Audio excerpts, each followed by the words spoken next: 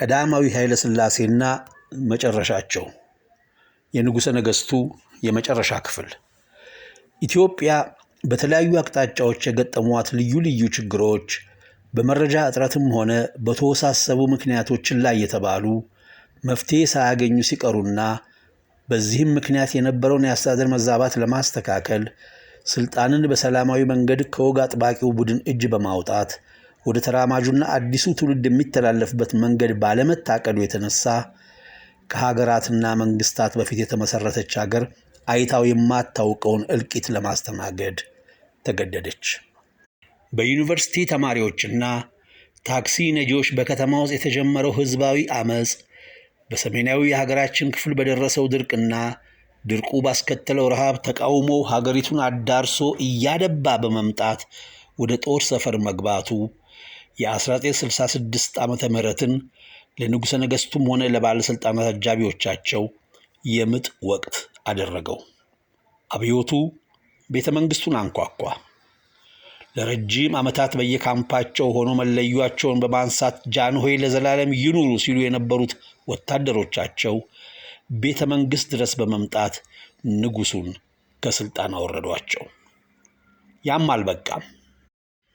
በተፈጠረው ወከባ የንጉሡም ሆነ የባለሥልጣናቱ ሕይወት ከአንድ ዓመት በላይ ሊዘልቅ አልቻለም።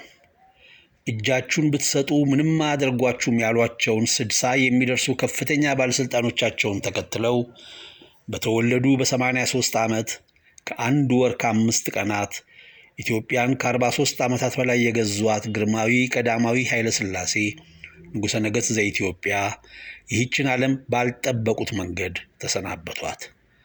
እሳቸውም ሆኑ ከ9 ወራት በፊት ቀድመዋቸው ያለቁት 59 ባለሥልጣኖቻቸው ሰብአዊ የቀብር ሥርዓትና የቤተሰብ ሐዘን ተከለከሉ። ኢትዮጵያን ከምሥራቁም ከምዕራቡም ዓለም በመወዳጀት የቀዝቃዛውን ጦርነትና የልዕለ ኃያላኑን ጫና በመቋቋም ለሀገራቸው በሚጠቅም መንገድ በመለወጥ የሚደነቁት ቀዳማዊ ኃይለ ሥላሴ ሀገር የሚመሰክርላቸው ከአንደበታቸው ክፉ የማይወጣ በስሜት የማይነዱ ጨዋ ሰው ነበሩ። ንጉሡ አዛውንት ነበሩ። የረጅም ታሪክ ባለቤት የሆነች ሀገር መሪም ነበሩ። የአፍሪካም አባት። እሳቸው ተቃወሙ እንጂ ለአብዛኛዎቹ ጃማይካውያን የምድር ላይ አምላክም ነበሩ። ጃንሆይ በሕይወት ዘመናቸው እንደ ማንኛውም ሰው ደስታም ሐዘንም ጎብኝቷቸዋል። ሐዘናቸው ግን ከሌሎች ሐዘኖች ይለያልም ይከብዳልም። እናታቸውንና አባታቸውን በጨቅላነትና በታዳጊነት ወራታቸው የተነጠቁት ንጉሠ ነገሥት ባልተሟላ የቤተሰብ ፍቅር ውስጥ በብቸኝነት ማደጋቸው ሳያንስ በዕድሜ ጎልምሰው ትዳርም ሥልጣንም ከያዙ በኋላም ይኸው ሐዘን ከቤታቸው አልወጣ ብሎ መሪር ሐዘን በማስተናገድ ከቀድሞ ትዳራቸው የተወለዱትን ልዕልት ሮማነ ወርቅን ጨምሮ ከእቴጌ መነን የተወለዱትን ልዕልት ዘነበ ወርቅን፣ ልዕልት ፀሐይን፣ ልዑል መኮንንና ልዑል ሳህለ ሥላሴን በአጠቃላይ 5 ልጆቻቸውን በተከታታይ አጥተዋል። በተደጋጋሚ በሐዘን የተጎዱት እኚህ ሰው ልጅን መቅበር ምን ያህል ፈታኝ እንደሆነ በሚያሳይ ሁኔታ እንደ ንጉሥ ሳይሆን እንደ አባት ወላድ ይፍረደኝ ብለው በአደባባይ አልቅሰው አስለቅሰዋል።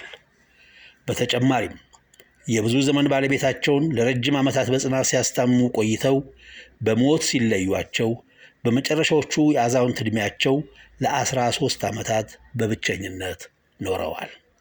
እሳቸው ከዚህ ዓለም በሞት ሲለዩ በሕይወት የነበሩት ልጆቻቸው 2 ብቻ ነበሩ። ባሰለጠኗቸው ወታደሮች እጅ ተጎሳቁለው ማለፋቸው እጅግ የሚያሳዝን ሲሆን አፍሪካውያንን በሰበሰቡበት ከተማ አንድ በስማቸው የሚጠራ ታሪካዊ አደባባይ አለመኖሩ ግን የጊዜ ጉዳይ ይመስላል። ሰላም እንሁን።